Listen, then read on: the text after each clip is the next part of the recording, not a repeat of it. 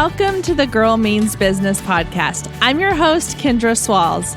Over the last few years, I have built a business that allowed me to quit my 9-to-5, spend more time with the ones that I love, and live my best life. Now, I'm sharing everything I learned along the way with you. Each week, my guest and I will share actionable tips, tangible advice, and honest conversations to help you build your dream business. So get ready to take notes and put in the work because this girl means business.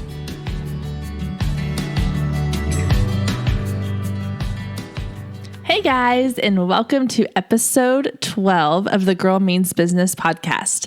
Today, I am interviewing Michelle Glogovac. She is a podcast expert as well as a Pinterest expert. So today we are chatting all about her journey into entrepreneurship and the mysterious world of Pinterest.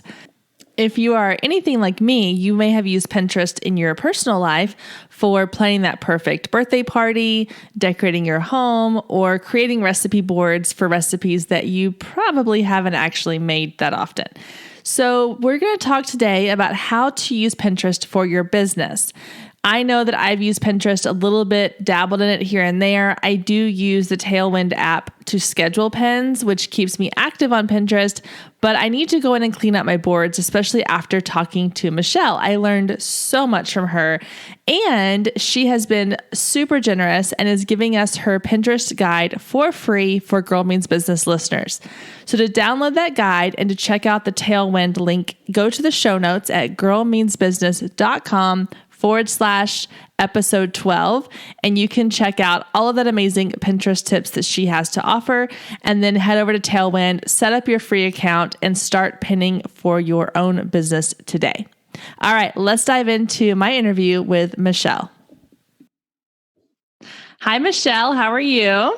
I'm wonderful. How are you doing? I'm doing great. Thanks so much for being a part of the Girl Means Business podcast. I'm so excited to chat with you today. Me too. I'm excited to be here. Thank you. Yeah. So let me get into a little bit about your story. So kind of walk us through your journey, the business that you have now, and how you got to where you are.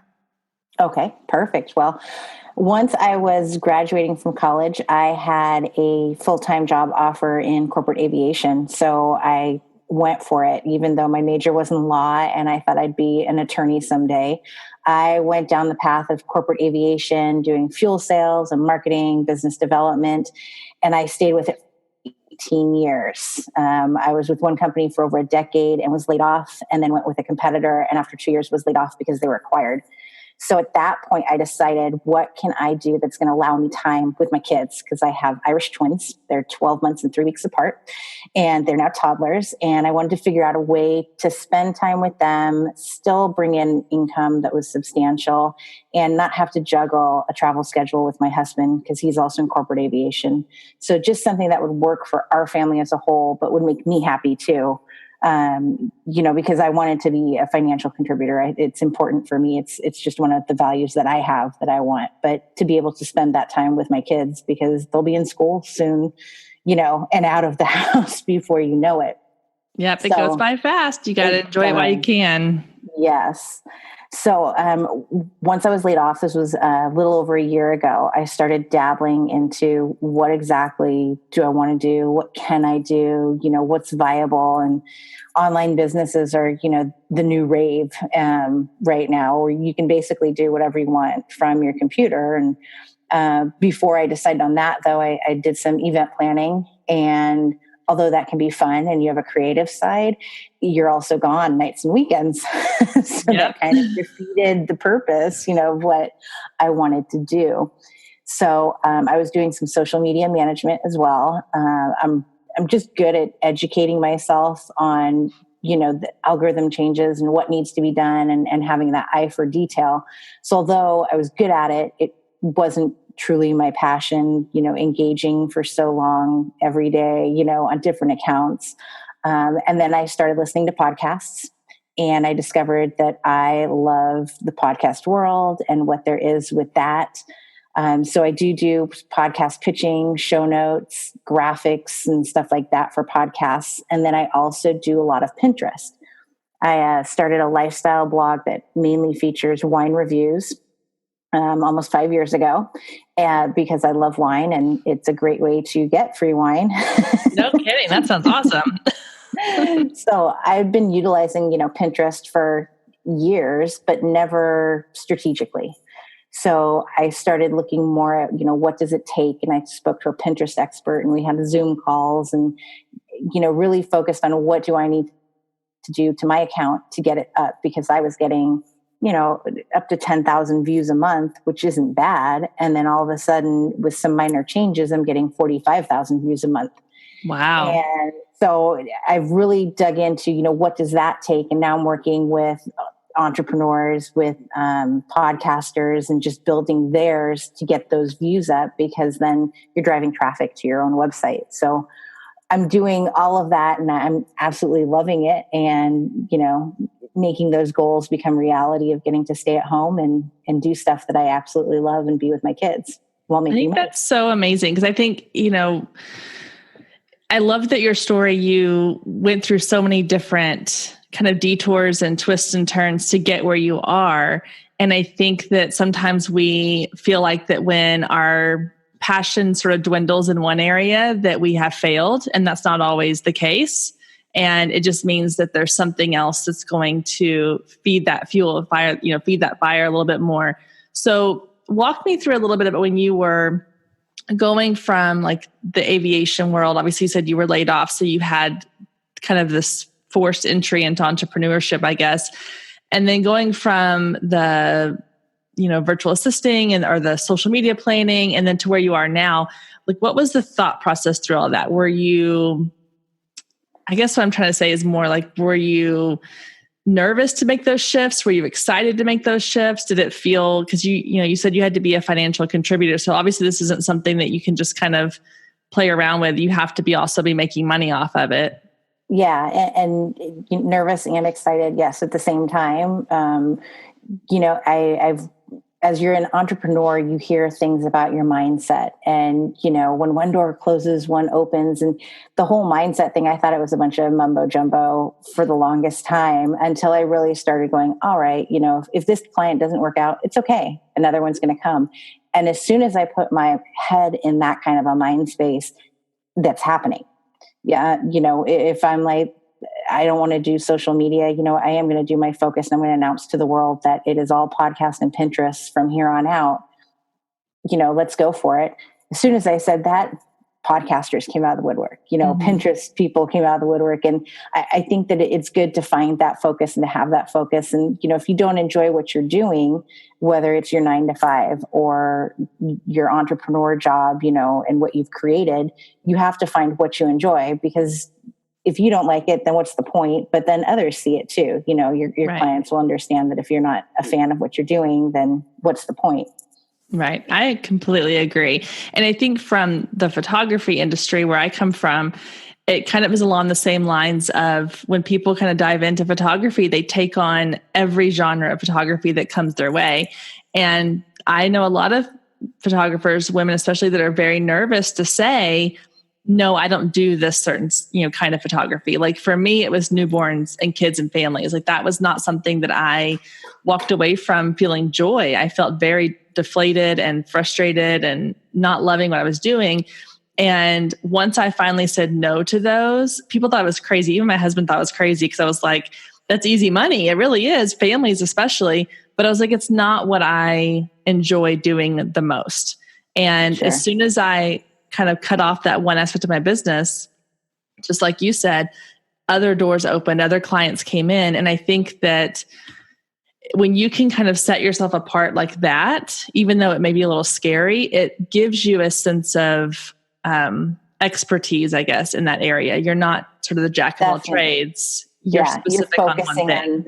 Mm-hmm. And I've definitely been the multi-passionate jack of all trades. I have a bag full of tricks that I truly know and, can apply. And, it's not like I'm talking out of my rear of saying, I can do social media and I can do this and that, but do I love doing all of it? No, right. My true passions lie over here. And those are what I want to focus on. Yeah. And those things, I believe too, that every path leads to something better. And for me, I had a hard time when I left the teaching world with the fact that I had spent all this time and money on a bachelor's and a master's degree in education.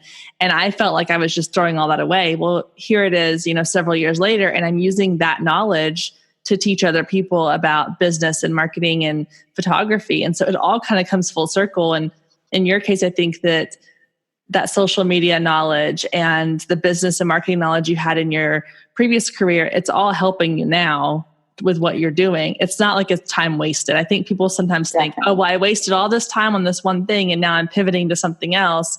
But somehow that's all going to come back around and work out in your favor.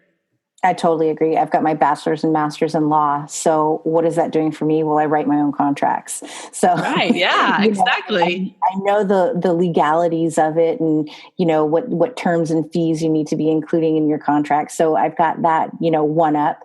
And then when it comes to having been in sales for so long and doing cold calls, I pitch podcasters to other podcasters, and it's all about cold calls and, making it worth their while. So I understand, there's a rejection, side to it, and I don't get deflated over it because it's just the way of life. That's, the sales cycle. So yeah, definitely all of that experience does come in handy at some point because all of these jobs are kind of interrelatable. So you mentioned the whole idea of, you're going to get kind of turned down, you're going to get no's. And I want to talk about that for just a second, just kind of diving into your sales pitch knowledge here. Because I think that, we have a lot of people who listen to this, obviously, that are photographers, but also who maybe own online boutiques or hair and makeup artists. There's all different types of people who are listening. And so I think some of them are having to kind of pitch themselves in different situations. Do you have any little tips you can give on, even when you're just talking to a client that's inquired with you, of some things ways you can word things or say things to make it sound a little bit better as opposed to just your typical kind of cheesy sales pitch that we all think of? Yeah, I think it's important that, there's a part where you're selling yourself or I'm selling others. Or when I'm pitching to clients of why do you want to use me? Well, here's what I can do for you. And I think that's the big important thing that you need to explain is this is why you need me and what I can do for you. I allow others to focus on their business and what they're good at. And I take off their plates, stuff like pitching for themselves or getting their Pinterest, in order, because maybe they're not the creative side, that can do a pin graphic that is going to drive traffic, but they're doing something else in their business that I'm allowing them to focus on. So I think that's important. And, you may be getting rejections on, a pitch that you've given, but that's not your ideal client. And you have to realize that not everyone out there you're going to want to work with, or they're going to want to work with you. And it's really an okay feeling once you get in that mindset of, you know what, 2 months down the road, I wasn't going to want to work with them anyway, because just getting the proposal done was a headache, and they changed so many different things and they're once and last minute. And, there's things that you need to look at to say, it's okay that I didn't get that one. Another one will come along. And, in sales, it takes 7 touches before you actually close the deal. So, if you try to pitch someone 4 times and you get it, you did good. Right. Yeah, So absolutely. You just can't give up. Yeah. Yeah. Yeah. I think it's scary because a lot of times, people think no means it's a definite no. And sometimes that can just mean no, not right now, or no, I need more time or whatever. And for a lot of people who this is their livelihood, it's hard to take in those no's, but it's taken time to realize that every time something's a no, then I look for, okay, what else is coming in its place? So every time a client comes along that doesn't pan out, or every time there's some event I want to be a part of that doesn't pan out, I think, okay, well, now it's just opened up an opportunity for somebody else to take that spot. So who else is going to come in and take that spot? And it's always worked out better in the end than it would have with the original person or event I was upset not to get, Right. Exactly. That's exactly how I feel. And what, I had a client that didn't work out earlier this month, and I went, you know what, it's okay. I'm totally fine with it. I wasn't enjoying it, and something else will come along. I got 2 new clients out of it. So, not out of the failure, but out of something else is it's going to work itself out. And it's the stuff that I enjoy. So it all works out in the end. And as long as you have that mindset of it's going to be okay, it will be. And I agree. I definitely think mindset is such a huge part of it, because if you're in the mindset also of scarcity and that there's not enough out there, then you're going to be fearful of every time someone doesn't work with you or book with you. But if you have the mindset that no, there's an abundance of people. If you think of all the people, whether, even if you're local, if you think of all the people just in your specific area, not to mention the people who are looking across the country or across the globe, there's so many opportunities. You can't have the mindset of that limiting belief that there's only so many people that you can work with. Because if you get stuck in that, then every no is going to be so defeating. Yeah, it's like what Marie Forleo says of, we all have these talents, but we're all individuals. So, there's photographers. How many photographers are there in the world? But everyone has something unique and different to offer. So you can't go in thinking, oh, well, I'm not going to do photography, even though I'm really good at it, because my neighbor is too. Right. You just have to go and do it. And as she says, you have to share your talents. Otherwise, you're doing a disservice to the world. Exactly. So, that's so true. I definitely believe that. I agree. I 100% agree. All right, let's talk a little bit about Pinterest. So you mentioned that that's something you offer with your clients, especially your podcast clients. But I want to talk a little bit how other businesses can use Pinterest, because I think this is a very untapped area that people don't focus on enough. Definitely. Pinterest is a search engine, just like Google, but it's a visual search engine. And so you've got people looking at beautiful pictures all day, but you also need to have these good descriptions. Think about what someone is going to search for. So when you've got your boards and you've got your recipes, don't put yummy food, because people aren't searching up yummy food recipes. If you put in recipes or pasta dinners, something that people are really going to look at, and it sounds generic, but that's what's going to drive your traffic. So, working on those things and making your actual account look pretty with board covers and organizing them so that your business board is the first one that comes up. If you're a photographer, but you've got some recipe pins and travel destinations, you don't want those to be the first thing that people see when they come to your account. You want them to see your work to drive them to your website. And that's really the key. Having good graphics, making sure they're the right size, having good descriptions and titles. And you can use hashtags. You can use up to 20, but those, when they come up in a search, they come up in order of who used it last. So if you used it, 5 months ago, you're probably going to be down at the bottom versus someone who just pinned the same hashtag somewhere else. They'll come up ahead of you. So they're not as important, but I still use 4 of them just to keep up there. And, you're still looking at the SEO description too. So doing those minor changes, using, your brand to use for your cover boards, it makes it look aesthetically pleasing and it drives the traffic up. Okay. So I want to kind of go big picture and then narrow down, because Pinterest is something that I have not really used fully. I've kind of dabbled in it, and I started off with just a personal account back when it first started up, I guess. And I remember I was teaching and I had a friend that was a teacher, and over the summer, she was like, oh my gosh, you've got to check out this Pinterest thing. I was like, I don't know what that is. And then I'd be up all night, like just randomly searching, like going down the rabbit hole.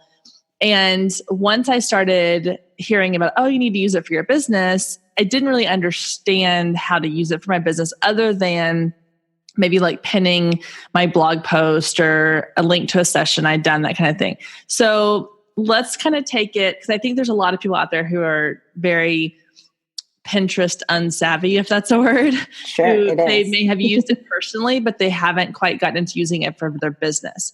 So my first question would be, can you combine the two? Can you have an account that's business and personal mixed, or should you just strictly have one that's business? You can have it mixed, and you can always hide your boards from other people seeing it. So you can still have those personal aspects, so because you don't want to switch accounts. And, I know we've got multiple Instagram accounts, and, it becomes a pain having so many. So I would just suggest, hiding the boards. So that way you can still go down your rabbit hole and enjoy searching for what you want and pinning them, but nobody's seeing it. They're seeing your business portion. Gotcha. And, okay. I think it's good to have some personal boards though, too, on your business so people can get to know you and what you enjoy, stuff like that. I have one client who is a life business coach.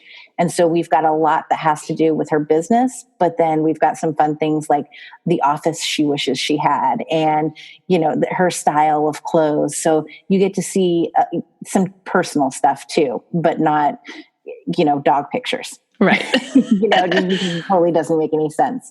So, that would be my advice on make it business, but you can have a little bit of personal flair into it and then just hide your other boards.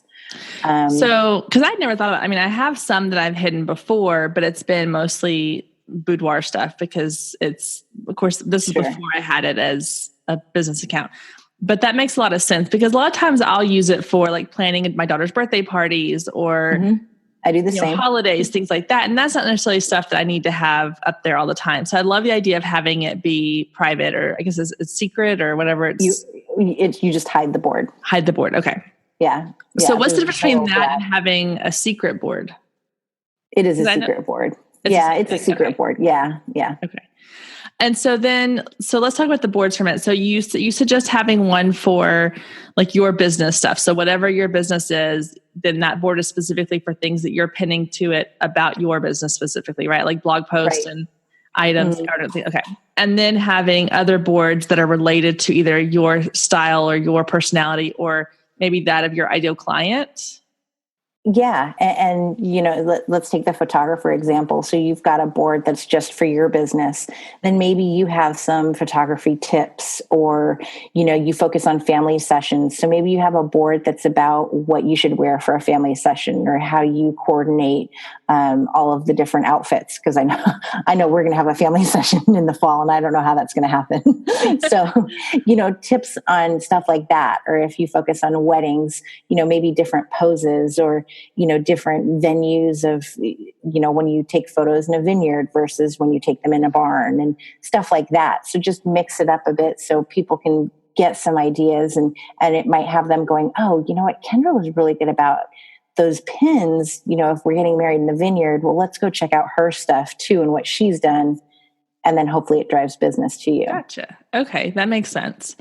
And then you mentioned creating like a cover image for your boards. How exactly do you do that? Because I was always under the impression that it just was whatever was your last pen or however that worked. It was, but now you create your own pin, and these are not the normal Pinterest graphic sizes. They're Instagram sizes, so they're squares. Okay. Because that's what's going to fit for your board cover. And I recommend branding it somehow. All of mine have this blue-gray color to it, and they have my logo. And then I use the same font so you know that it's me and what it is. And then when you go into your board and you edit the details, there's a section that says change board cover. And so you just hit that, and then you can select from all of the pins that are in that board and make that your cover. Awesome. Okay. This tells you how little I use my Pinterest account. It's okay. I have a guide. You can offer my Pinterest 101 guide to everyone. Awesome. Because then you can also organize your boards, and you can do it by alphabetical order, or there's a drag and drop option. So you just drag them all around wherever you want them to be. Perfect.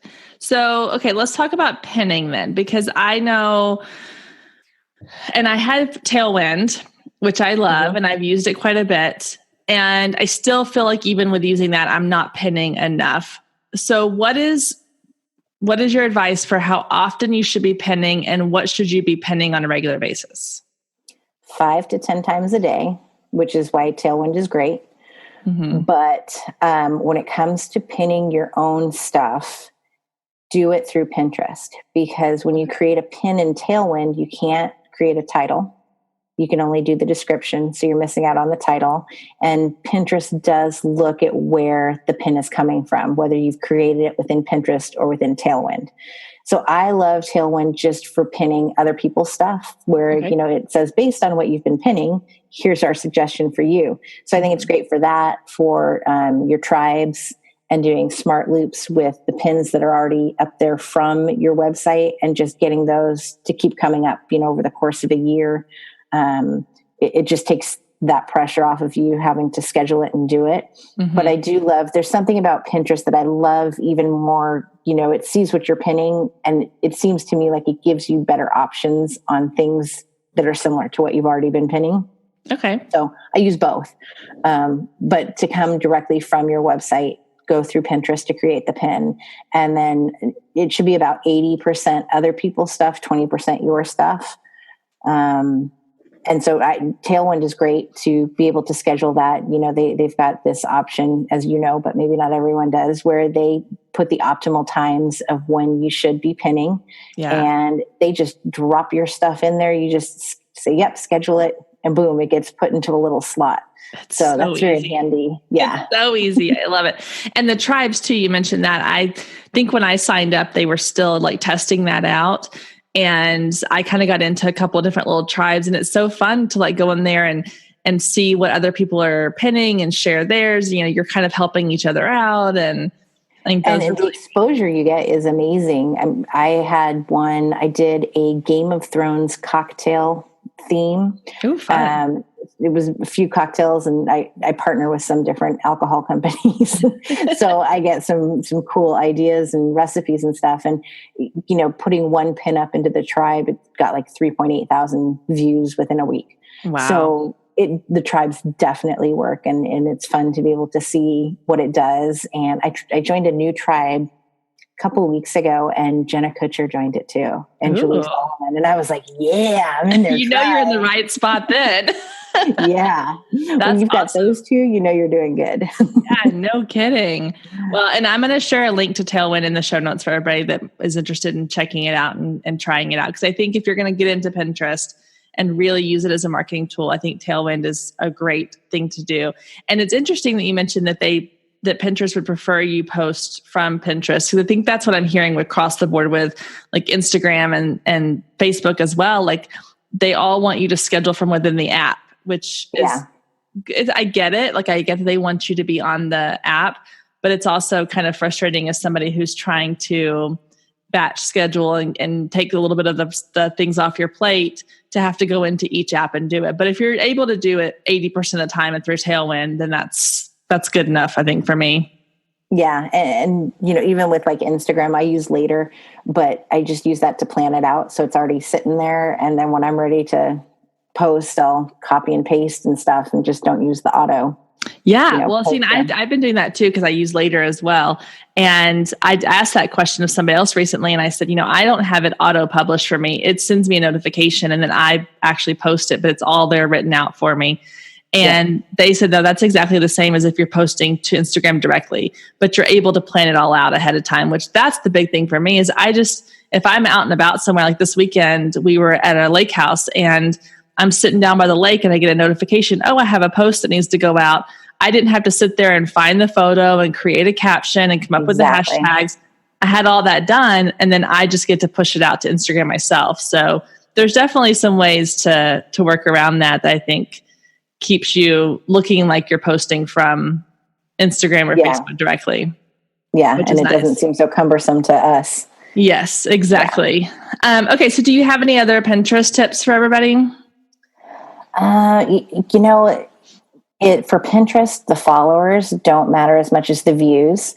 And that's something that's really hard for us who are all looking at our, Instagram followers and our Facebook followers. And we've all been kind of trained to look at how many followers we have. Whereas on Pinterest, it's how many views you get. So you'll see that if you have a business account, you need to authenticate your website. So that way it'll come up underneath your photo, your headshot photo, your bio photo, your actual website. And then it enables what's called rich pins. So when you're looking, you might not even notice this until we talk about it now. When you're going through your Pinterest feed, you'll see graphics, and some of them won't have a title or description underneath. And others will have dark, bold, black. Yes, words. I've seen that. Yeah. Those are rich pins. Okay. So you can see, the nice part is that if you don't have a title on your graphic, say, your words are still coming up at the bottom to describe what that pin is. So you definitely want to do some rich pins. And if it's pulling from your website and you've authenticated your website, then that'll automatically happen. So It's a cool little trick that, once you notice it, you're like, oh yeah, I have no idea what that pin is about. Yeah. It's so frustrating to me the times that I've clicked on a pin and it takes me to nowhere. Or what's even worse is when it takes me somewhere that is nothing that the pin originally said it was. Like maybe it was a really beautiful wedding photo and I click on it and it takes me to the person's website and that actual blog post or that actual image is nowhere to be found. This has happened to me a couple times actually with recipes. Is I will find one that I like, I'll click on it, it'll take me to the food blogger's blog, but it's not to that specific recipe. And that drives me nuts because I'm like, that's what I was looking for. And I don't want to scroll through your website for an hour trying to find it. So how do you make sure that it links to the right spot? I mean, are you manually putting in the web address for that? I go to my website and I go to whatever the blog post is and I copy and paste it into Pinterest. So I know back years ago when Pinterest was first coming out, everybody was putting like those little pin it buttons on their websites where everything you hover over the photo and it gives you a pin it button. Is that still something people need to be doing? I think so. Yeah. Okay. Yeah. Cause it's easy for them to do. I have it on my website. Yeah. You want to pin it, then, just make it easier for others that are coming to visit you. Yeah. And I even did this, I think it's the Tailwind schedule button. It's the web button or whatever. So anytime the photo comes up, I can schedule it into my Tailwind thing, which is really nice because then it's basically the same as a pin it button, but it's just through Tailwind. So it drops it into my little schedule for me, which is really nice. Yeah. Well, awesome. Oh my gosh. I feel like I have so much to do on my Pinterest account now because I really I've used it and I've pinned a lot of my blogs. Oh, that was the question I was going to ask too. So if you have let's say an evergreen type content on your website. So for me, it might be a wedding blog. I have several that are 7 tips for a stress-free wedding. And so that's never really going to go out of style. And I know through Tailwind, you can schedule it. What is it called when they do the Smart Loop? The Smart Loop. So it'll automatically post every so often. So when it's doing that though, it's dropping it into my business board, does it just look like I'm repinning the same thing over and over and over again when I go into my board? Yeah. How do you handle that? Do at least 3 different graphics for it. Okay. So if you're making it in Canva, do a different layout or use some different background photo that's in it. Change up the font. Just do a few little changes. And what I've done, for podcasters, is I'll create 3 to 5 different templates. And then we just change the title, the episode number, and the photo. So that way you see something different, but you're using the same branded graphics over and over. So is there a type of, obviously I know the Pinterest size wise, you want it to be vertical. If you go into Canva, they have a Pinterest graphic already sized for you. Yep. It's called Pinterest graphic. Yes. And I love it. It's so easy. But is there anything that you've noticed it does better as far as, is it image with text? Is it, image with text? Yes. Image with text. Okay. Yep. And brighter colors, things that attract, as long as they're visually appealing, then others will think so too. So you want them to know what they're looking at. That's why the title is important, a graphic that has something to do with it. And I like to keep it branded. So my colors are always going to be there. You're not really going to see, a bright pink graphic that comes from me that goes to my blog because that's not anywhere near my blog colors. So, keep it branded and I put my logo in it somewhere. So that way it's relevant, put your website if you can, if you have room on it. Yeah. And that way they know it's from you too. So I know as a photographer, I feel like I have a lot of content to post to Pinterest because I've got blog posts, I've got sessions I've blogged or sessions I've posted on my website, things like that. But for someone who is maybe starting out in a business and maybe they're doing, party planning or they're starting an online boutique, what kinds of things should they be pinning into their own boards if they feel like they don't have the amount of content that someone has been in business for a while, or they think, oh, I'm not really good at blogging, so I don't have blog posts to pin. What kind of content should they be pinning? The stuff that they're going to be using, in their own business with ideas. And, if you are doing party planning and stuff like that, then get some ideas. You can also pin from your Instagram. You can do that through Tailwind. So if you are party planning, but you haven't gotten that blog post up yet about the recent event, you can still post a picture that you did on Instagram into Pinterest, and it'll link back to your Instagram account. But at least then you have some of your own stuff that's getting up there too. Right. Okay. Interesting. But it doesn't resize it for you. It just gives it to. No, it doesn't. Yeah. But that's okay. But that's okay. It's okay. As long as you have something up there. Exactly. Yeah. Something is better than nothing. Yes. Well, that's awesome. Well, I'm so excited. I can't wait. So we're going to link to that Pinterest guide that you have in the show notes as well, so everybody can check that out. Do you have anything else you want to share about Pinterest before we move on? You can also change the background, in case nobody knows, like your cover board. Oh, really? You can, yes, there's a little pencil button at the top, and you can do any of your boards, but this is why it's great to have a branded board with all of your stuff, because you can select that so everyone sees what your pins look like behind your profile photo. Gotcha. Okay. Interesting. Yeah, because I'm trying to think at mine now. Like I can picture it, but I can't picture what board it is. So I'm going to have to go back and clean it up and make sure it's all branded and looks really nice. Yeah, it's great when it just stands out more when it's all you and exactly what you're about. So yeah. I think so. Oh, so much to do now. Oh my gosh.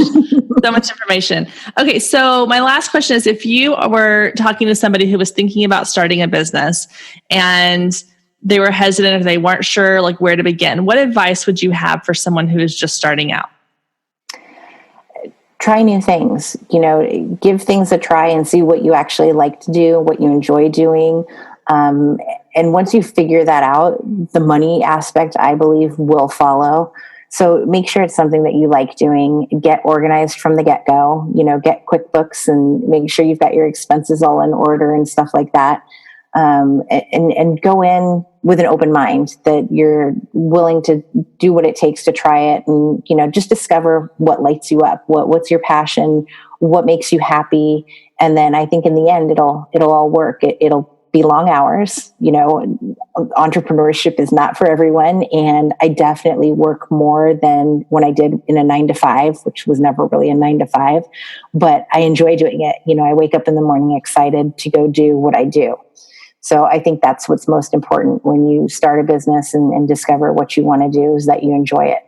That's so true. Because I find myself thinking, like when we're on vacation or late at night when I can't sleep, and I'm like, I just want to get up and work on something. Like I'm excited about what I'm doing and I want to get it out there and I want to get things going. And I never felt that way about my teaching job. Like I love teaching and I enjoyed it. But I was never waking up in the middle of the night and getting up to write lesson plans. I just wasn't. It was not my passion. Yeah. But I'll stay up to all hours of the night working on blog posts or content or whatever it might be. And so when you find that thing that gets you that excited, then you need to run with it. And I think definitely the fact that it's not always easy, but it's so worth it. Yes, exactly. I couldn't agree more. Well, thank you so much for your time and for all of your wisdom today with Pinterest. I really, really appreciate it. Thank you. My pleasure. Thank you. It was fun. Have a great day. Thanks. You too. Oh my gosh, there was so much great information there. Michelle, you were amazing. Thank you again for being a part of this episode. And if that doesn't make you want to run to Pinterest and clean up your account right this second, I don't know what will, because I know that's what I'm going to be doing this afternoon. I'm going to go in and clean up my boards and create some really beautiful branded content to put in there on Pinterest. And I'm definitely using my Tailwind account more often because I think there's a lot of untapped potential in Pinterest, especially if you are running an online business of any kind, or you're just wanting to get more eyes on your website. This is a great way to do it. So Michelle, thank you again for all your information. And just a quick reminder that she is giving us her Pinterest 101 booklet for free, her PDF. So it's over on the show notes. head over to girlmeansbusiness.com/episode 12, and you can download that right away and start diving into all of her amazing Pinterest tips. I'm also going to be putting a link in the show notes for the Tailwind scheduling app for Pinterest so that you can go and check that out as well. All right, guys, let's jump into today's listener lounge question. On Instagram, is there a way to target your ideal audience? I get many random men, shall I say, always friending me or wanting to follow me, and I block some of them, and I wonder, with my target and helping moms and other women, if there is a way to channel that into my target audience to increase the reach to that audience. That's a great question. And I will say there's some ways you can kind of target your content to your specific audience. Now, there's not really a way to target all of your posts to only be seen by your target audience on any social media platform that I'm aware of. But you can create content and hashtags, especially on Instagram, using your hashtags to help get your content seen by your ideal client. So what I would recommend is when you are creating content, my first thought would be make sure the content you're creating, the images you're posting on Instagram, along with the actual caption, are things that are going to be attractive to your ideal client. So if your ideal client is moms and women, then make sure your content is talking to them. Make sure that it's information they're going to want to learn about or read about or follow and see. So for example, you're speaking to moms. So talk about the trials and tribulations of raising kids, whether it's I'm currently dealing with potty training. So talking about potty training, or dealing with teenage kids, or life as a mom working full time, or anything that can kind of come along with the whole mother role, that is going to get people interested in what you're saying, and they're going to want to follow you more. It's also going to repel the people you don't want to have following you. Now, you're always going to get kind of those creepers that come in and they want to follow you. You really can't control that too much unless you set your account to private.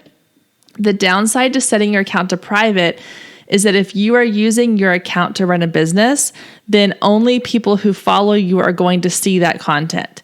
If you're okay with that, that's fine. If you're not okay and you want to keep it public, you're just going to have to understand you're going to have some people following you that you may not think of as being your ideal clients. You can also target with hashtags. So you want to make sure you're using the correct hashtags, because if you're using hashtags that are drawing in the wrong clientele, then you need to adjust the way that you're using them in your content. So for example, again, if you're trying to reach moms, then look up and try to find what hashtags are moms using. Are they using, hashtag mom life, hashtag girl mom, hashtag boy mom? Those types of hashtags are the ones you want to be using. Not so much the ones that are real general and broad. Maybe try to get really specific to the type of mom that you are targeting, or the type of woman that you're targeting. This is where it just takes a little bit of time and research. Go and look at some people that you consider ideal clients and see what hashtags they're using. Go and research hashtags. If you go into Instagram and you go to the search bar, you can type in a hashtag and you can see the types of content that are related to that hashtag. And that'll give you a really good idea of how well that's going to work for your content as well. There are some tricky ones out there because there are some that have some double meanings. And so just be careful with the hashtags you're using. Make sure you're researching them before you're putting them into your content so that you're not getting those wrong type of followers that don't match your ideal client for your business. So I hope that helps. Targeting is such a tricky thing because you want your content seen by as many people as possible, but you also want to be very specific and intentional in how you are using your content and your hashtags. So just make sure you're researching, make sure you know that the information you're putting out there is going to be what your ideal client is drawn to. All right, ladies, that's it for this week. Thank you again so much for tuning in. And if you have questions you would like for me to answer on our listener lounge portion, just head over to the Girl Means Business Instagram page or Facebook page. Send me a voice recorded question and I can play it right here on next week's episode or any future episode coming up. All right, guys, y'all have a great week. I'll see you back here again. Same time, same place. If you loved today's episode, don't forget to click the subscribe button so you never miss when a new episode goes live. Then head over to iTunes and leave a quick review to let other people know just how much you loved it. Thanks, ladies. See you next week.